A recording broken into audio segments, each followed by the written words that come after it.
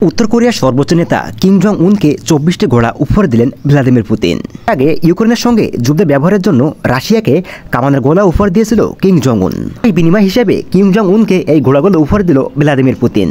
রবিবার 1 September India today তাদের প্রতিবেদনে জানায়, ইউক্রেনের সঙ্গে চলমান বিরোধের মধ্যে রাশিয়ার পাঠানো উত্তর কোরিয়ার আর্টিলারি শেলগুলোর বিনিময়ে এই উপহারগুলো পাঠানো হয়েছে।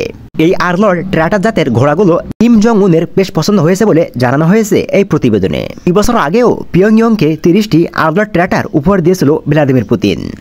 2019 সালে রাষ্ট্রীয় গণমাধ্যমে প্রকাশ করা কিম জং উনের একটি ভিডিও সামাজিক যোগাযোগ মাধ্যমে ব্যাপকভাবে ছড়িয়ে পড়ে। সেটা সবার দৃষ্টি আকর্ষণ করে। ওই ভিডিওতে দেখা যায় একটি পাহাড়ি এলাকায় তুষারপাতের মধ্য দিয়ে সাদা ঘোড়ায় চড়ে পাহাড়ে উঠছেন কিম জং উন।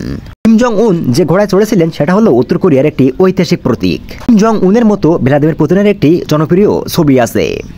ভ্লাদিমির পুতিন চোখে সানগ্লাস, গলায় সোনার চেইন এবং সেনাবাহিনীর ট্র্যাজেডি পরে বাদামি ঘোড়ায় চড়ে বেড়াচ্ছেন।